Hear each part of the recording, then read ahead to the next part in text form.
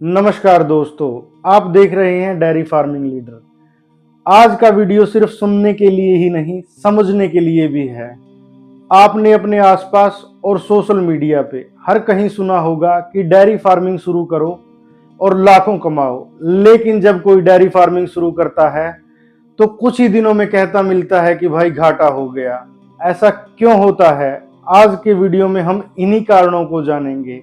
और अगर आप वीडियो के अंत तक बने रहते हैं तो आप जानेंगे कि आपने डेयरी फार्म शुरू करने से पहले डेयरी फार्म में होने वाले 80% तक के घाटे की जानकारी ले ली और समझ पाएंगे कि उस 80% तक के घाटे को हम कैसे कम करें।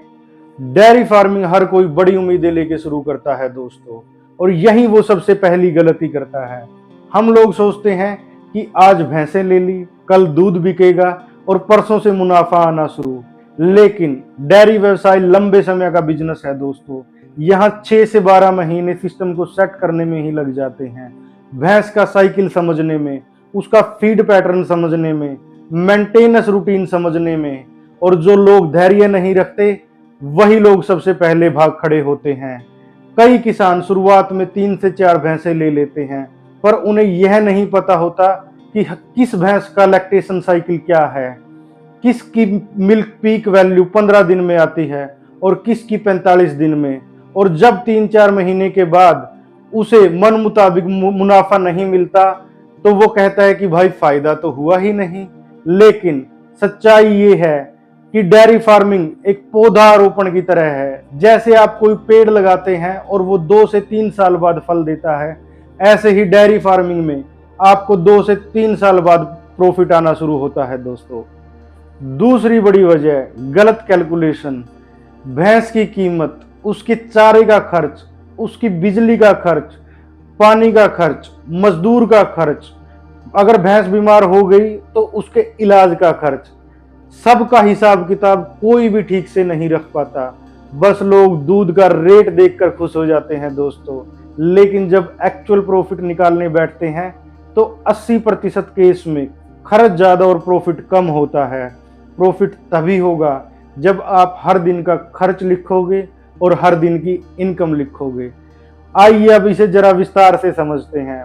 मान लीजिए आपके पास 10 भैंसें हैं और हर भैंस हर रोज 10 लीटर दूध देती है। मतलब आप हर रोज 100 लीटर दूध उत्पादन कर रहे हैं। अगर रेट 60 रुपए किलो भी है तो आपकी इनकम 6,000 रुपये आप गिनते हैं।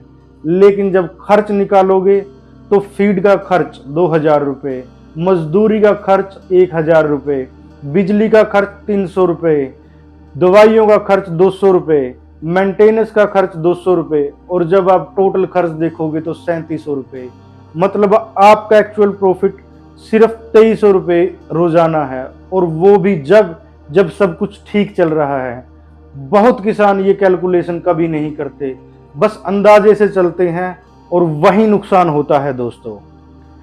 अगली बड़ी वजह है मैनेजमेंट की कमी दोस्तों।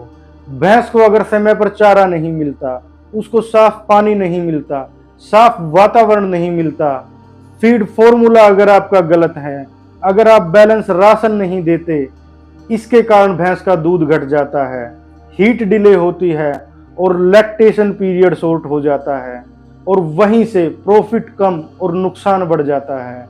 इसे गहराई से समझते हैं दोस्तों। डेयरी में प्रॉफिट सीधे मैनेजमेंट पर डिपेंड करता है। अगर एक भैंस को दिन में 3 बार साफ पानी नहीं पिलाया, उसका बिछावन साफ सुथरा नहीं रखा, तो वो इन्फेक्शन पकड़ लेती है और दूध 20% तक घट जाता है दोस्तों। उदाहरण के तौर पर, अगर आपने भैंस को सिर्फ ड्राई पाउडर दिया और हरा चारा दिया ही नहीं, तो कैल्शियम फास्फोरस इम्बैलेंस हो जाएगा और भैंस रिपीट करेगी, हीट में नहीं आएगी। इससे आपका काविंग गैप बढ़ जाता है दोस्तों, और साल भर आप दूध से प्रॉफिट खो देते हैं।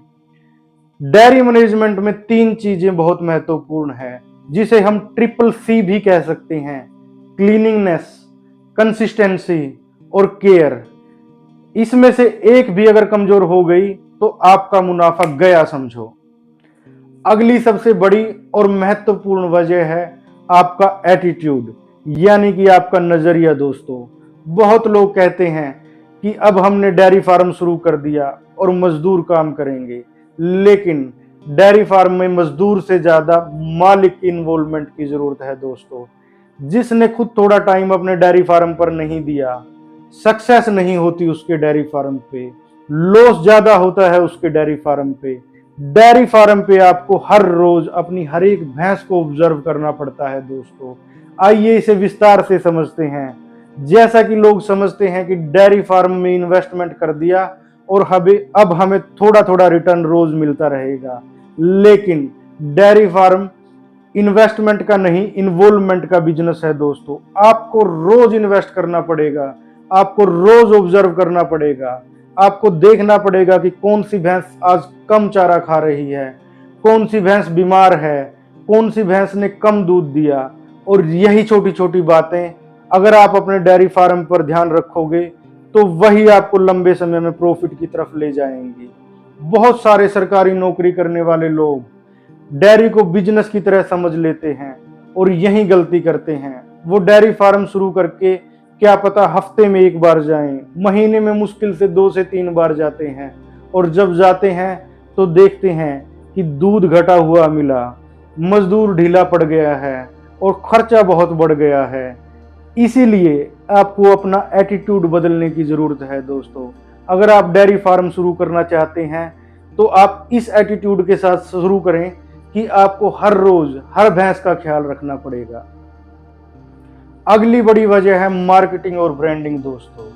इसका जिक्र मैं अपनी हर वीडियो में करता हूं। अक्सर आम किसान दूधिये को दूध बेचकर ही खुश हो जाता है और वो सिर्फ 10 से 12 रुपए प्रति किलो ही प्रॉफिट कमा पाता है, लेकिन जो किसान अपने प्रोडक्ट की क्वालिटी दिखाकर ब्रांडिंग करता है वो डबल प्रॉफिट कमाता है दोस्तों। लेकिन ज्यादातर किसानों का इसकी तरफ ध्यान ही नहीं जाता। इसे जरा विस्तार से समझने की जरूरत है।